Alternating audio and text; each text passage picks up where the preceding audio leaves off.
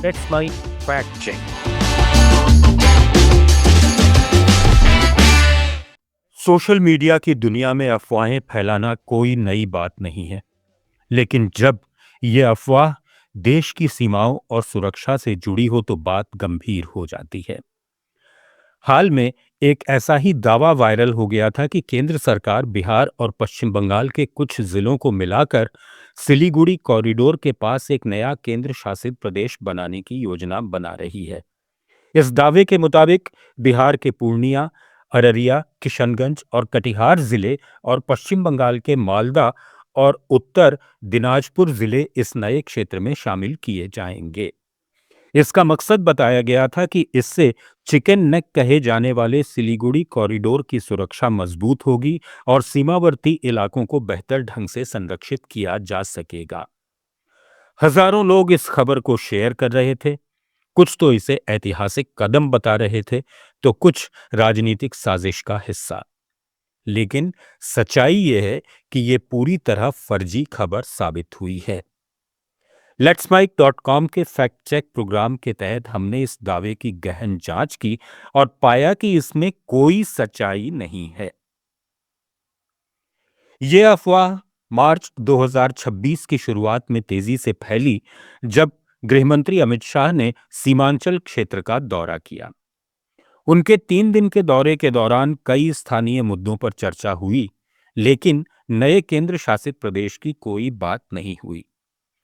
Social media पर कुछ users ने पुरानी रिपोर्ट्स को तोड़ मरोड़ कर पेश किया और दावा किया कि बजट सत्र के दूसरे चरण में इस पर बिल पेश किया जाएगा। एक पोस्ट में तो साफ लिखा था कि यह भारत का नवा केंद्र शासित प्रदेश होगा, जो बिहार बंगाल सीमा पर राजनीतिक महत्व रखता है। लेकिन जब इसकी पड़ताल की गई तो सामने आया कि कोई आधिकारिक प्रस्ताव या चर्चा ही नहीं हुई है। Press information bureau fact check ने इस फर्जी दावे को बेनकाब करते हुए स्पष्ट कहा कि केंद्र सरकार के पास ऐसा कोई प्रस्ताव विचाराधीन नहीं है। पीआईबी फैक्ट चेक की ये पहल सराहनीय है, क्योंकि उन्होंने तुरंत सोशल मीडिया पर सक्रिय होकर लाखों लोगों को गुमराह होने से बचाया। अब सवाल ये उठता है कि सिलीगुड़ी कॉरिडोर आखिर है क्या और क्यों इसे चिकन नेक कहा जाता है। सिलीगुड़ी कॉरिडोर भारत के नॉर्थ ईस्ट को मुख्य भूमि से जोड़ने वाला एक संकीर्ण गलियारा है, जो पश्चिम बंगाल के सिलीगुड़ी शहर के आसपास फैला हुआ है। इसकी चौड़ाई महज 20-22 किलोमीटर है, जो इसे एक संवेदनशील स्ट्रेटेजिक पॉइंट बनाता है। 1962 के भारत चीन युद्ध के बाद से ही इस क्षेत्र को चिकन नेक नाम से जाना जाता है, क्योंकि ये नॉर्थ ईस्ट के 8 राज्यों को बाकी भारत से जोड़ने का एकमात्र रास्ता है। अगर इस कॉरिडोर पर कोई खतरा आए तो नॉर्थ ईस्ट अलग थलग पड़ सकता है। आंकड़ों की बात करें तो इस कॉरिडोर से रोजाना हजारों वाहन गुजरते हैं, जिनमें माल ढुलाई के ट्रक शामिल हैं। 2025 की एक सरकारी रिपोर्ट के अनुसार नॉर्थ ईस्ट की अर्थव्यवस्था का 70% हिस्सा इसी कॉरिडोर पर निर्भर है। यहां से तेल, गैस और अन्य आवश्यक वस्तुओं की सप्लाई होती है और किसी भी व्यवधान से करोड़ों लोगों का जीवन प्रभावित हो सकता है। इस क्षेत्र की रणनीतिक अहमियत को समझने के लिए इसके भौगोलिक स्थान को देखना जरूरी है। सिलीगुड़ी कॉरिडोर उत्तर में नेपाल, पूर्व में भूटान, दक्षिण में बांग्लादेश और उत्तर पूर्व में चीन से घिरा हुआ है। कुल मिलाकर ये 4096 किलोमीटर लंबी भारत बांग्लादेश सीमा का हिस्सा है, जहां अवैध घुसपैठ और तस्करी की घटनाएं आम हैं। 2024 में बीएसएफ ने इस सीमा पर 1200 से ज्यादा घुसपैठियों को पकड़ा था और नशीले पदार्थों की तस्करी में 500 किलोग्राम से अधिक हेरोइन जब्त की गई। इसी तरह नेपाल सीमा पर मानव तस्करी और नकली मुद्रा का कारोबार चिंता का विषय है। केंद्र सरकार ने इस क्षेत्र की सुरक्षा मजबूत करने के लिए कई कदम उठाए हैं, जैसे कि बॉर्डर फेंसिंग का विस्तार। 2025 तक 80% बांग्लादेश सीमा पर बाढ़ लगाई जा चुकी है, जो पहले महज 50% थी।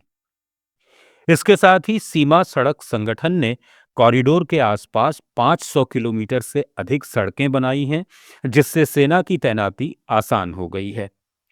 लेकिन इन सब के बावजूद नया केंद्र शासित प्रदेश बनाने जैसी कोई योजना नहीं है, जैसा कि फर्जी दावों में कहा गया। फर्जी खबरों का असर सिर्फ सोशल मीडिया तक सीमित नहीं रहता। इस अफवाह ने स्थानीय राजनीति को भी हिला दिया। बिहार और पश्चिम बंगाल के इन जिलों में लोग डर गए कि क्या उनका क्षेत्र विभाजित हो जाएगा। पूर्णिया जिले की आबादी करीब 38 लाख है, जहां ज्यादातर लोग कृषि पर निर्भर हैं। यहां चावल, जूट और आम की खेती प्रमुख है और सालाना 5,000 करोड़ रुपए का व्यापार होता है। अगर कोई विभाजन होता तो विकास योजनाएं प्रभावित होती।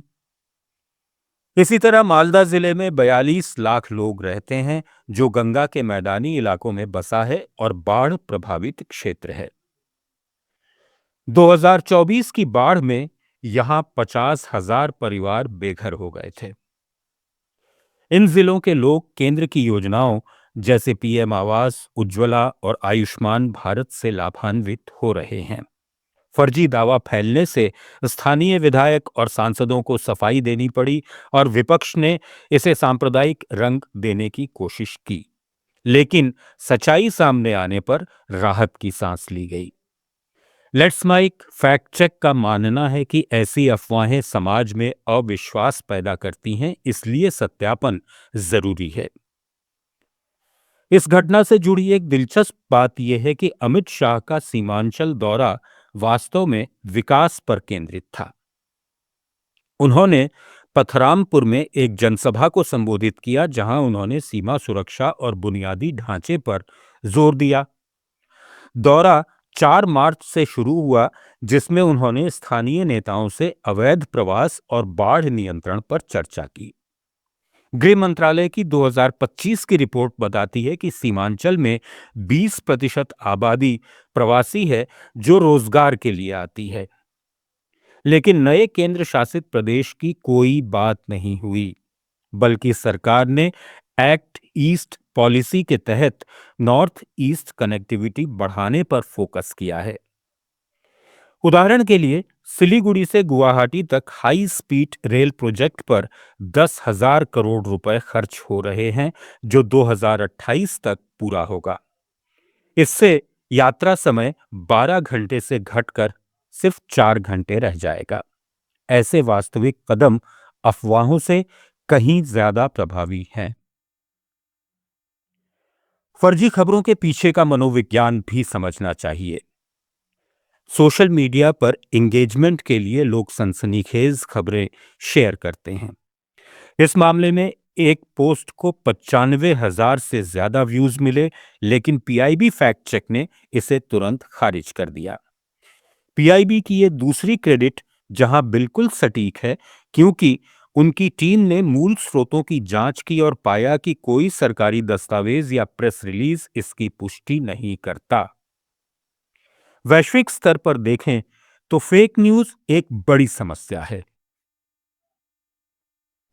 वर्ल्ड इकोनॉमिक फोरम की 2025 की रिपोर्ट के अनुसार फर्जी जानकारी, मिस इन्फॉर्मेशन का 60% कारण है, जो लोकतंत्र को कमजोर करती है। भारत में भी 2024 के लोकसभा चुनाव के दौरान 5,000 से ज्यादा फेक न्यूज को डीबंक किया गया। letsmike.com का फैक्ट चेक प्रोग्राम इसी लड़ाई का हिस्सा है, जहां हम सरल भाषा में तथ्यों को सामने लाते हैं। सिलीगुड़ी कॉरिडोर के इतिहास को थोड़ा पीछे चलकर देखें। 1947 के बंटवारे के बाद यह क्षेत्र ब्रिटिश इंडिया का हिस्सा था, लेकिन 1971 के बांग्लादेश युद्ध के दौरान यहां घुसपैठ बढ़ गई। 1980 के दशक में उग्रवाद ने नॉर्थ ईस्ट को प्रभावित किया और कॉरिडोर पर हमले हुए। आज स्थिति बेहतर है, लेकिन चुनौतियां बाकी हैं। चीनी घुसपैठ की आशंका हमेशा बनी रहती है, क्योंकि अरुणाचल प्रदेश सीमा पर तनाव है।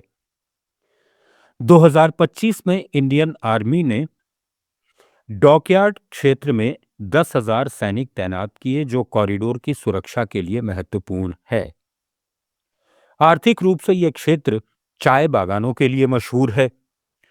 दार्जिलिंग चाय का 40% उत्पादन यहीं होता है, जो सालाना 2,000 करोड़ का निर्यात करता है। पर्यटन भी बड़ा स्रोत है।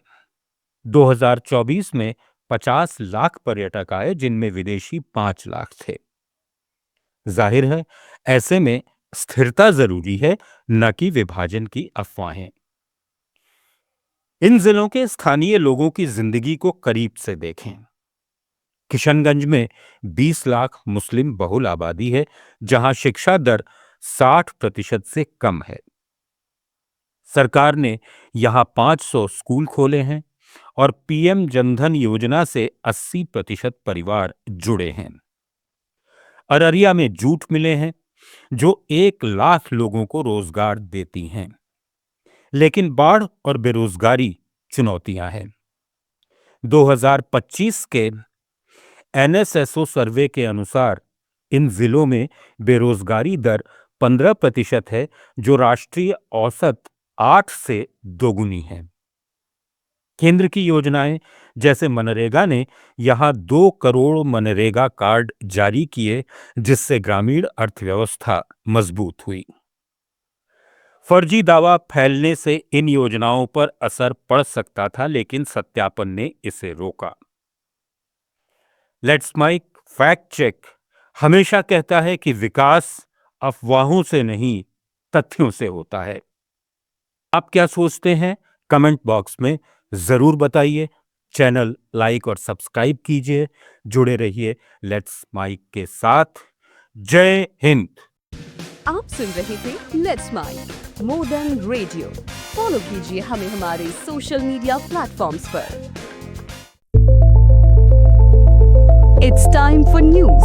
It's time for More Than Radio. Presenting the first radio news app, Let's Mic.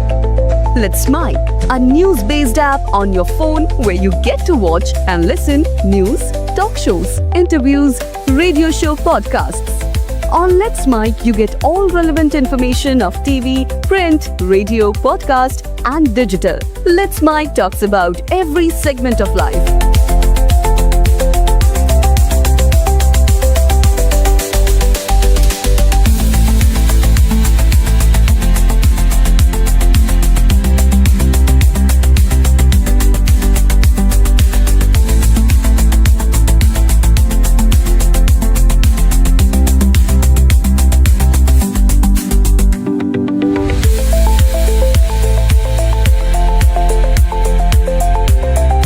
Download the app now from Play Store. Available both on Android and iOS mobile phones. Follow us on YouTube, Instagram, Twitter, LinkedIn, Facebook, Telegram, WhatsApp, Snapchat. Let's talk, let's connect, and let's mic.